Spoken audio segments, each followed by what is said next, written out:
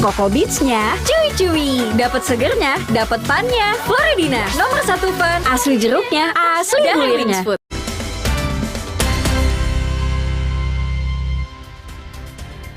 Saudara Kapolri Jenderal Listio Sigit Prabowo membentuk tim transformasi reformasi Polri sebagai bentuk komitmen Polri melakukan perbaikan institusi, meningkatkan transparansi dan memenuhi harapan masyarakat.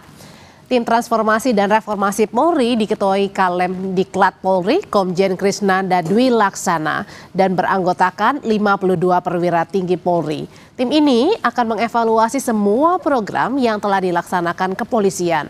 Kapolri menyatakan tim akan menyerap aspirasi masyarakat terkait hal-hal yang perlu diperbaiki dari Polri, baik dari sisi operasional, instrumental, serta pengawasan maupun juga dari sisi lain yang saat ini menjadi perhatian publik.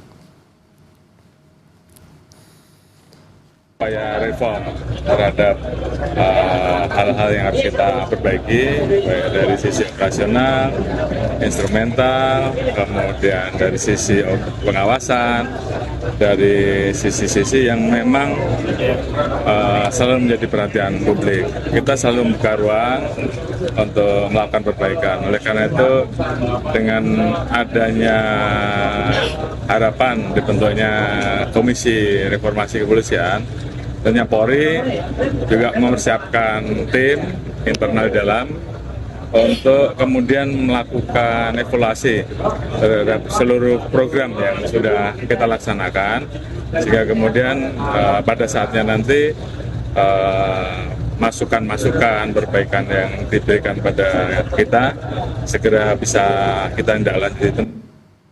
Komisi 3 DPR mengapresiasi pembentukan tim reformasi Polri oleh Kapolri. Anggota Komisi 3 DPR, Sudeson Tandra, tidak mempermasalahkan anggota tim yang diisi personil Polri asal transparan. Artinya kita berbaik sangka bahwa institusi Polri mau berbenah, ya kan? Nah itu, sehingga kita berharap reformasi ini benar-benar dapat membawa institusi Polri ke step yang berikut. Penting adalah transparansi tadi. Ya, apakah internal atau eksternal bagi saya nggak penting. Yang penting transparansi. Ya kami minta transparan. Transparansi itu dalam bentuk apa? Artinya segala kebijakannya transparan, tindakannya transparan, gaya hidupnya transparan, anggarannya transparan, kan selesai. Saudara Kapolri Jenderal Listio Sigit Prabowo membentuk tim reformasi Polri. Lalu untuk apa tim ini dibentuk? Bagaimana nanti jika Presiden juga membentuk Komisi Reformasi Polisi? Kita ulas bersama penasehat ahli Kapolri Irjen Purnawirawan Arianto Sutadi. Pak Arianto, selamat malam. Selamat malam, Pak. Dan ada juga Ketua PBHI Julius Ibrani. Bang Julius, selamat malam. Malam, Audrey. Saya mau nanya dulu ke Pak Arianto. Pak Arianto, ini pertanyaan pertama saya. Sebenarnya tim bentukan Pak Kapolri, transformasi dan reformasi Polri, ini sama nggak dengan bentukan tim yang nanti akan dibuat oleh pemerintah? Pasti beda. Oh beda? Pasti beda. Okay. Karena gini, polisi kemarin kan dikasih disarankan atau mendapatkan kesan ya bahwa polisi itu masih kurang bagus. Ada 9 poin kemarin disampaikan. Padahal polisi itu ya sejak tahun 2002 itu sudah melakukan reformasi. Waktu itu pemisahan dari militer menjadi sipil itu maka butuh reformasi, artinya perubahan total waktu itu. Ya, mentalitas dari militeristik menjadi humanis, dari civilian, kemudian sewenang-wenang, arogan nggak boleh gitu dan sebagainya. Itulah dulu yang disasar reformasi polisi yang pertama kali tahun 2002. Di situ waktu itu polisi melakukan reformasi yang nomor 1 strukturnya dulu dirubah, kemudian instrumental dan kultural. Selama 22 tahun ini sudah berjalan, tetapi rupanya yang berjalan dengan baik ya, struktural dan instrumental. Tetapi kulturalnya dianggap istilahnya jalan di tempat lah. Karena apa? Karena dari aspek kultur terlihat bahwa perilaku polisi itu masih belum memenuhi harapan masyarakat. Contohnya, masyarakat kan menghadapi polisi yang humanis, tapi sekarang masih banyak polisi yang bertindak keras misalnya gitu. Polisi yang menghargai HAM mestinya, tapi dalam demonstrasi kemarin kok eksesif sehingga melanggar HAM dan sebagainya. Oke, dan kalau kurang sekarang? lebih kayak gitu ya. sekarang ini kesan polisi kayak gitu yang di lapangan. Apalagi kemarin dengan adanya demo gitu, kemudian ada korban, akhirnya ada 9 tuntutan itu ya. Oke, tapi kalau sekarang kan tadinya Pak Arianto bilang beda dengan yang akan dibentuk oleh pemerintah. Kenapa nih? Kenapa tidak disatukan aja? Gini, enggak dong. Akhirnya kan kemarin ada usul ya, ini polisi karena begitu bikin bentuk komisi dong kan gitu kan. Oke. Nah ketika ada gitu, kita di dalam ini, saya sendiri sebagai penasehat menyarankan Pak, tidak usah menunggu ada komisi apa tidak. Bapak di dalam ini harus melakukan pembenahan yang crash program istilah saya. Ya. Dalam waktu 1 tahun itu kan kemarin ada tuntutan yang ditunggu sampai 1 tahun, ada yang 1788-nya untuk 1 tahun. Dalam ya? 1 tahun ini robah Pak itu yang dianggap itu tadi kurang baik itu bisa Pak saya bilang itu. Karena apa? Merubah itu kultur ini itu adalah merubah orang yang terdepan. Yang terdepan ya, orang terdepannya apa? Contoh paling mudah aja, perilaku hedonis. Kan itu kan gampang di berantasnya. Asalkan ada orang gitu langsung ditindak, dipecat, pasti otomatis nggak ada. 1, 2 gitu. Oke. Contoh ya, terus perilaku arogan. Arogan itu harusnya dikendalikan oleh atasannya. Selama ini atasannya kan tidak ikut mengendalikan bawahan. Nah, dirubah, harus atasan itu betul-betul kalau ada bawahan salah, atasannya juga harus menanggung. Contohnya kayak gitu. Dari apa? Komisi panitia yang dibikin itu ya oleh polisi Kapolri itu merubah yang selama ini yang kurang baik itu diperbaiki dengan cepat. Nah, nggak usah nunggu ada komisi apa tidak. Nanti kalau komisi itu dibentuk, kita ikut-ikut Pak, ini yang sudah kita kerjakan, tinggal teruskan kan gitu. Jadi gitu. Jadi nggak perlu nunggu lagi nanti kita langsung go itu. Tim atau komite yang nanti akan dibentuk oleh pemerintah sendiri, Bang Julius. Tapi kalau Anda melihat sendiri sebenarnya ini tandingan atau kayak gimana nih nanti? Ini kita harus bedakan dengan jelas. Kadang-kadang kalau udah judulnya reformasi semua heboh, tapi kita lupa identifikasi masalahnya apa, kebutuhannya apa. Nah, saya mau menegaskan ini bahwa yang dijelaskan oleh Jenderal Arianto barusan, yang jadi perspektif point of view-nya itu adalah apa yang dirasakan masyarakat, apa yang dibutuhkan masyarakat. Itu levelnya evaluasi.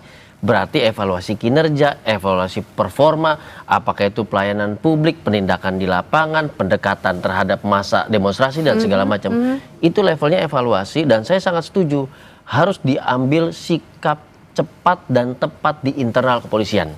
Karena levelnya itu adalah evaluasi kinerja dan performa.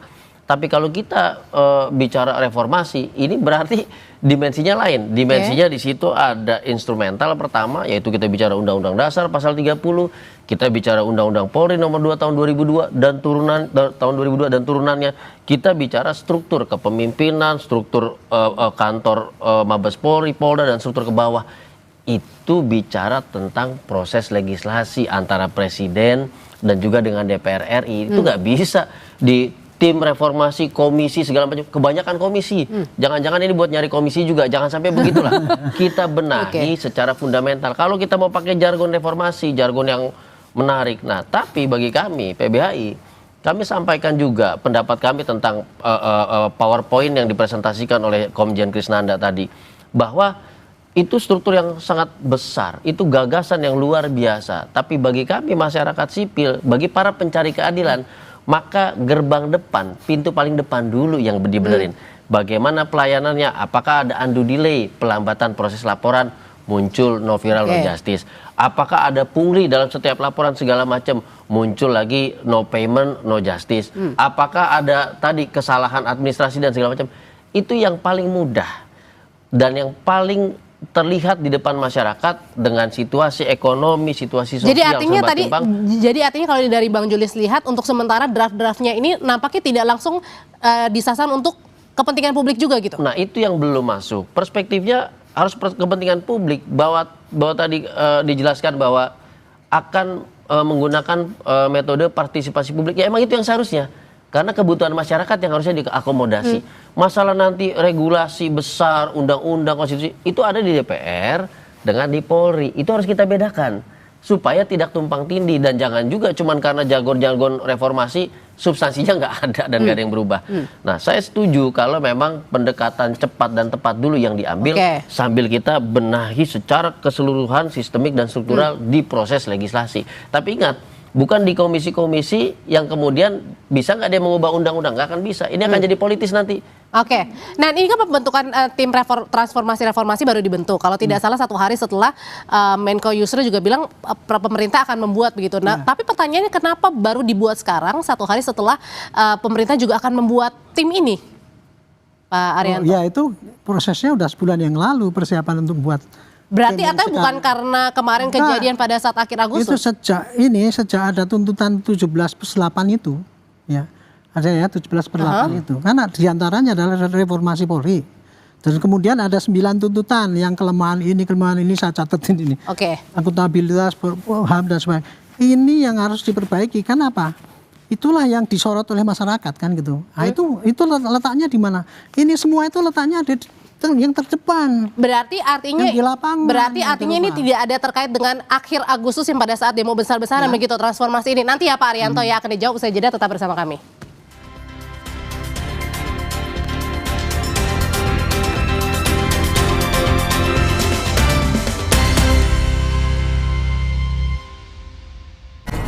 Saudara, ini adalah kamar dari diplomat muda Arya Daru yang pada saat itu ditemukan tewas meninggal dunia. Persis di kasur yang berada di depan saya. Apakah mungkin orang keluar dari jendela? Saya akan coba saja. Apakah sulit atau tidak? Saya akan coba gambarkan, saudara. Posisinya seperti ini Arya Daru, Mas. Dibo Investigasi, Senin 22 September pukul 8:30 malam di Kompas TV. Sesaat lagi, Anda akan menyaksikan Kompas Update, didukung oleh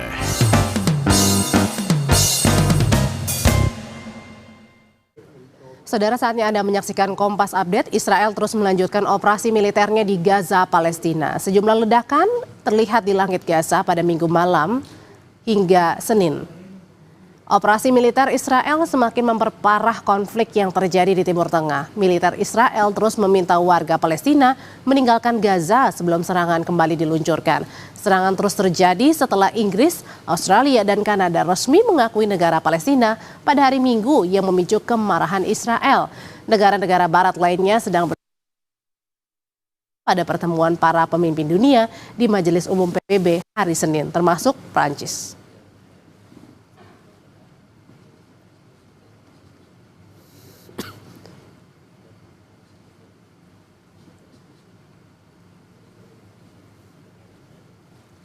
Demikian Kompas Update untuk saat ini. Sampai Indonesia Malam, kami lanjutkan kembali.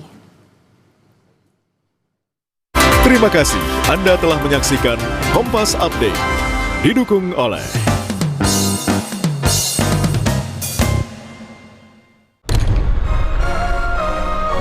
pilihan ibu selalu sama, yang terbaik untukku selamanya. Morinaga, nutrisi pilihan tepat untuk bangun potensi anak.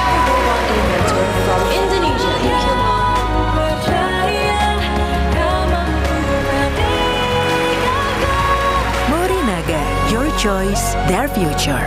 Masa depan bukan kebetulan, pilih yang terbaik sekarang. Lidah orang Indonesia itu sukanya yang gurih. Makanan sih banyak. Emang ada ya kopi gurih? Ada, Creamy Latte. Dibuat dari kopi grade Brazil, gurih susu New Zealand. Benar, gurih. Iya, gurih. Creamy Latte, kopi latte, gurih. Yuk bikin masakan yang pasti diserbu. Pakai kecap sedap kedelai hitam spesial. Bikin lidah auto pati. Cumi kecap nih.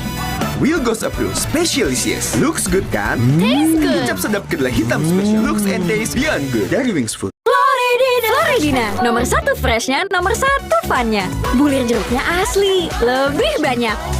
Coco Beats-nya cuy-cuy, dapat segernya, dapat funnya. Floridina, nomor 1 fun, asli jeruknya, asli bulirnya. Lawan ketombe dengan Zinc Cool Booster baru. Deo Active Scalp Technology lawan 3 jenis ketombe. Boost sensasi dingin with glacier water and mint. Zinc Cool Booster, ketombe no worries. Lion. Lidah orang Indonesia itu sukanya yang gurih. Makanan sih banyak. Emang ada ya kopi gurih? Ada, Creamy Latte.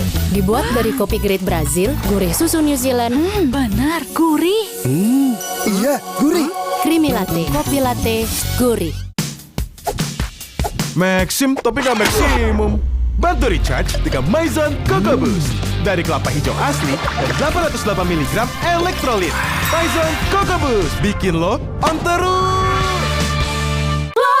Floridina, nomor 1 freshnya, nomor 1 funnya. Bulir jeruknya asli, lebih banyak. Coco Beats-nya cuy-cuy, dapat segernya, dapat funnya. Floridina, nomor 1 fun, asli jeruknya, asli bulirnya. Lawan ketombe dengan Zinc Booster baru. Deo Active Scalp Technology lawan 3 jenis ketombe. Boost sensasi dingin with glacier water and mint. Zinc Booster, ketombe no worries. Lengkapi referensi Anda dengan update berita terpilih Halo selamat malam saudara, Anda menyaksikan Kompas Malam. serta perkembangan peristiwa penting di tanah air dan mancanegara. Tenda penjual makanan dan panggung porak-poranda diterjang angin kencang. Ikuti Kompas Malam setiap hari pada jam-jam berikut live di Kompas TV. Yang didukung oleh upaya pemerintah melalui inisiatif lokal untuk meningkatkan kemandirian desa, membuat Desa Ponggok kini berkembang dengan memanfaatkan sumber daya air yang tak hanya untuk irigasi sawah, melainkan juga atraksi wisata berupa latihan menyelam, swafoto dalam air, hingga snorkeling. Selengkapnya dalam Mata Indonesia, Mandiri Desa Wisata Berkelanjutan Ponggok, Selasa 23 September pukul 9:30 pagi di Kompas TV. Dipersembahkan oleh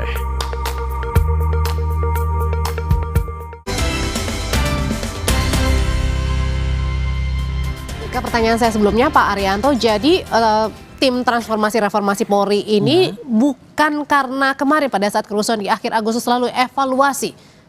Ya, jadi gini, ketika habis prahara itu ya, kemudian kan polisi dianggap polisi kok masih nggak mereformasi sih, katanya gitu kan. Buktinya ada banyak korban meninggal karena ini kan dicap polisi yang bertindak brutal kan gitu. Oke, nggak apa-apa, silakan aja. Tapi kemudian selama ini memang polisi yang masih penampilannya hedonis masih banyak, yang arogan masih banyak itu kan. Nah ini jadi adanya huru-hara kemarin itu kita pakai ini momen untuk perbaiki polisi dalam waktu singkat apa yang dituntut oleh masyarakat itu. Makanya itu belum ada kabar-kabar ada komisi itu, kita udah bilang ya, udah bikin crash program 1 tahun ini, berubah total di lapangan. Gitu, jadi dibikinlah itu. Tapi baru kemarin diumumkan SK-nya itu setelah itu. Jadi kalau komisi yang oleh Presiden dibikin itu adalah komisi untuk membuat mungkin reformasi yang gede gitu ya. Kalau polisi ini hanya memperbaiki kekurangan-kekurangan yang ada ini supaya nanti ini loh polisi sudah berubah, berusaha berubah ya. Berusaha berubah. Ya, targetnya berapa lama itu? 1 tahun. 1 tahun. Iya, untuk perubahan yang ini perubahan cepat ini 1 tahun harus berubah total. Okay. Tapi untuk merubah itu sebenarnya kalau saya pikir ya pakai konsep yang saya pakai ini sebulan aja bisa kelihatan kalau kita serius. Kalau serius. Nah tapi pertanyaan berikutnya adalah gimana caranya tim ini dibentuk oleh orang-orang di dalamnya ini polisi aktif juga. Berarti artinya akan mengevaluasi diri sendiri, emang bisa Bang Julius? Nah makanya saya katakan tadi kalau kita pakai metodenya metode gimmick segala macam ya susah. Polisi ini masih punya jenjang komando dengan pimpinan sampai ke bawahan. Dulu malah kita punya waskat. Kalau bawahan kita melakukan pelanggaran, atasannya juga kena evaluasi, kena sanksi. Nah, bisakah diterapkan saat ini? Harusnya bisa. Jakarta sebelum-sebelumnya kita nggak pernah lihat ada tindakan represi demo loh 1 tahun lebih. Sekarang situasinya berbeda. Artinya bisa melakukan itu. 2 kata kunci, cepat dan tepat, maka harus ke hal-hal yang tadi yang paling sederhana dulu. Tidak boleh ada represi terhadap demonstrasi, tidak boleh pakai pakaian mewah segala macam, tidak boleh bertindak arogan tetot-tetot di jalan dan segala macam. Dan hari ini hari lantas ya, Jenderal ya, itu sudah ditetapkan tidak boleh arogan dengan tetot-tetot di jalan segala macam, memecah kemacetan.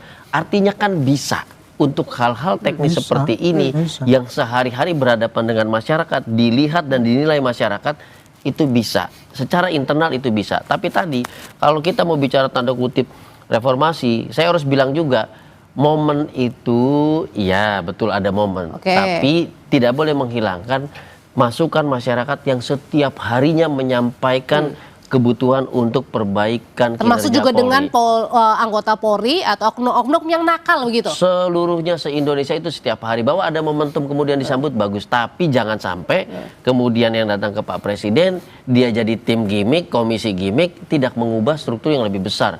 undang-undangnya sudah lama, dari tahun 2002. Perlu perbaikan, cyber belum masuk di situ dan segala macamnya. Ini kebutuhan yang lebih fundamental dibahaslah secara konstitusional antara DPR dan Presiden. Tetapi tadi ada tim internal untuk hal-hal yang cukup butuh komando atasan, satu tingkat di atas, ketika jangan pakai ini, jangan pakai, bisa, dan itu pernah dilakukan. Artinya visible. Tapi nanti tampuk pertanggungjawaban tertinggi ada di Pak Kapolri. Jangan sampai yang sini jalan, yang sini nggak jalan.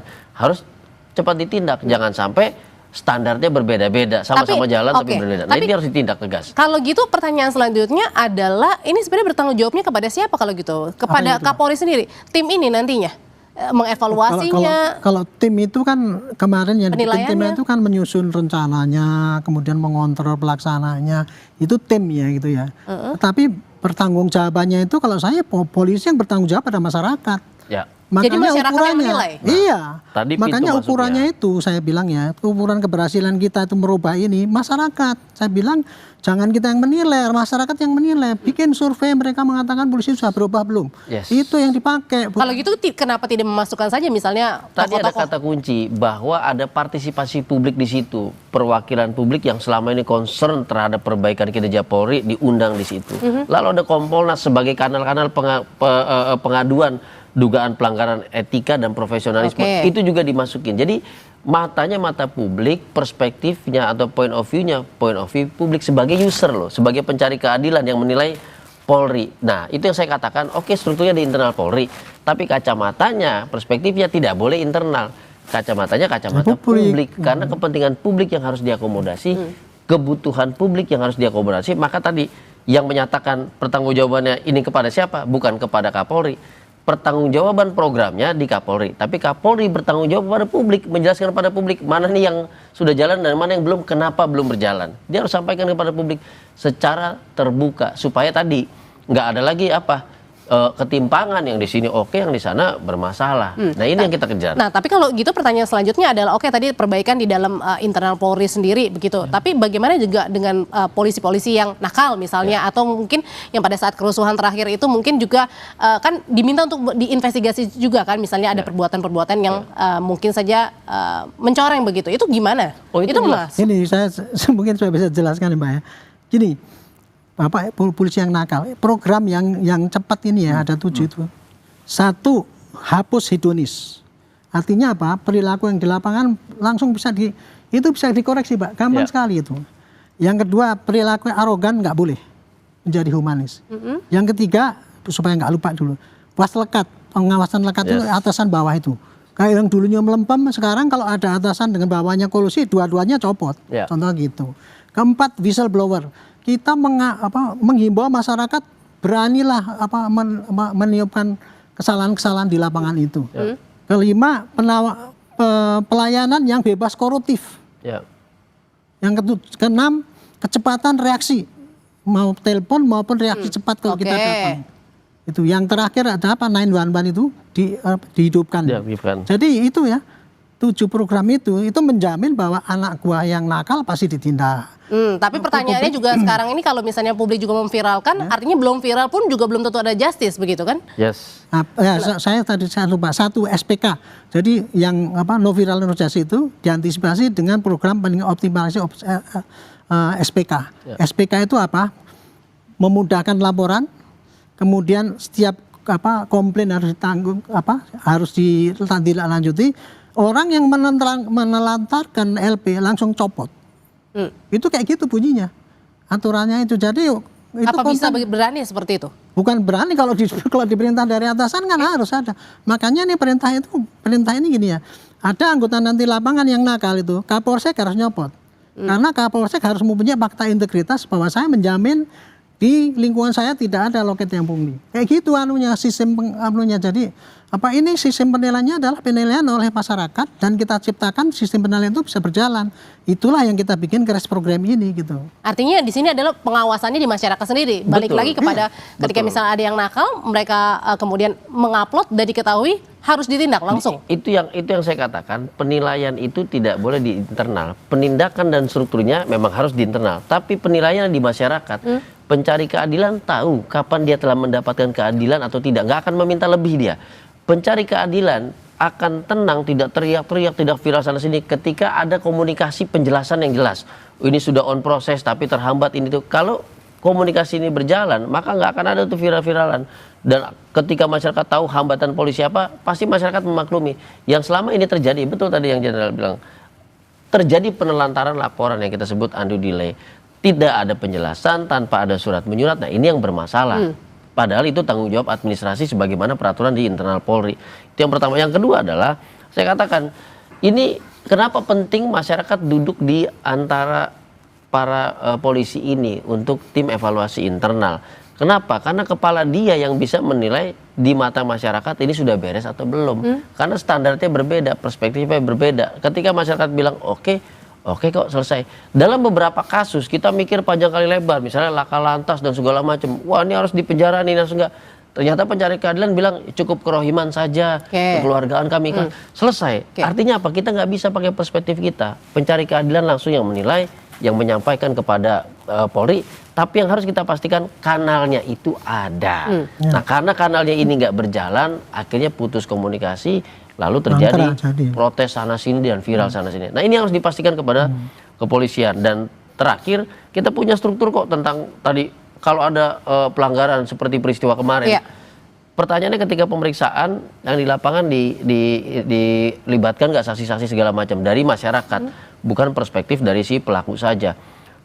Situasi seperti apa masyarakat yang tahu. Jadi pertimbangan misalnya kayak Kanjuruhan dan segala macam. Yang hilang itu ada perspektif korban, perspektif pencari keadilan. Proses sudah selesai, tapi pencari keadilan belum adil. Nggak akan bilang ini belum adil Pak. Kenapa? Kami melihat, kami mendengar, tapi kami nggak punya kanal untuk menyampaikan itu. Artinya nggak akan selesai masalah. Jadi kata kuncinya Audrey ada di situ. Transparansi dan pelibatan publik itu yang harus diutamakan. Sesibuk apapun Polri dengan pembenahan internalnya. Tanpa ada komunikasi publik, tanpa ada kanal transparansi dan pelibatan publik gak akan lihat, oh ini udah kerja atau belum, nggak tahu. Kan gitu. Itu yang harus dibangun di dalam tim yang sekarang dibentuk oleh Pak Polri dan bersama. Timnya ini 1 tahun ya Pak ya tadi ya targetnya ya. Jadi artinya adalah 1 tahun gimana caranya kita menakar juga yang misalnya apa yang sudah dikerjakan dan yang belum dikerjakan itu gimana cara takarannya itu? Itu kan ini ada perintah ya. Perintahnya itu tadi whistleblower harus difasilitasi, pelayanan harus bebas pungli. Setiap bulan itu dianalisis berapa ada pungli, berapa yang tindak apa. Itu dilaporkan terus. Nah kemudian nanti di akhir tahun kan kelihatan. Tetapi yang menilai ini berhasil apa tidak adalah publik. Karena publik yang akan menilai pada kita. Kita mengharapkan setiap pimpinan daerah itu harus berani tanya pada publik. Anggota saya udah baik belum itu. Makanya itulah Jadi ini program ini bukan program untuk internal polisi supaya orang lain nggak tahu. Ini justru ini loh yang akan kita perbaiki ya, akan kita rubah. Kita ngomong sama rakyat, kita mau rubah. Caranya begini, tolong Bapak, bahkan nih Pak ya, cara-cara ini mau tak kasihkan pada masyarakat. Kalau perlu taruh di pasar ini loh, polisi itu mau berubah kayak gini.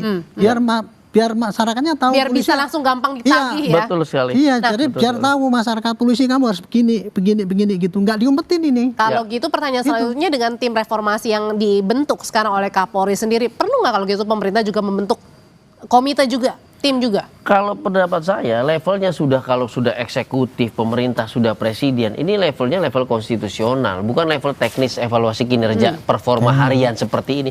Ini sangat teknis, kerjasama cukup dengan Propam, cukup dengan Kompolnas, panggil masyarakat sipil kalau kaitannya dengan HAM, panggil Komnas HAM, cukup di situ. Berarti ada sebenarnya nggak perlu juga? Nggak perlu juga, dan nggak perlu tim-tim khusus segala macam. Tiap hari harus dikerjakan, karena kalau kita bicara Polri, ini instansi yang diatur oleh konstitusi, yang artinya sama seperti kebutuhan sehari-hari.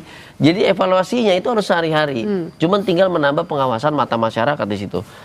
Dan kalau kita bicara tanda kutip bombastis sekali reformasi, berarti dia menyentuh instrumen dan struktur para pemimpin. Standarnya seperti apa sih? Kapolri nanti standarnya seperti apa sih? Berarti dia ada di level konstitusi, DPR dan presiden. Rujukannya apa nanti? Apakah undang-undang Polri sudah membenahi itu semua? Apakah excessive use of power ini berakar dari undang-undang atau hanya perintah lapangan saja yang menerjemahkannya berbeda? Apakah fungsi intelijen ini dari segi regulasi berjalan beriringan dengan fungsi Kamtipmas dan segala macam? Itu baru levelnya level konstitusional presiden. Presiden tidak boleh membentuk komite-komite khusus, komisi-komisi khusus. Jangan, dia nggak di level teknis, dia di level konstitusional antara eksekutif dan legislatif membentuk instrumen yang harus diperbaiki. Memang dari tahun 2002 sekarang sudah 2025, banyak hal yang perlu diperbaiki, dikaji ulang, dimasukin yang mana yang perlu dikurangin dan segala macamnya, dan itu belum ada gitu. Teknis biarkan teknis internal berjalan, tapi kita bicara tentang total perbaikan maka tetap berjalan juga konstitusional, dan itu harus berjalan dong.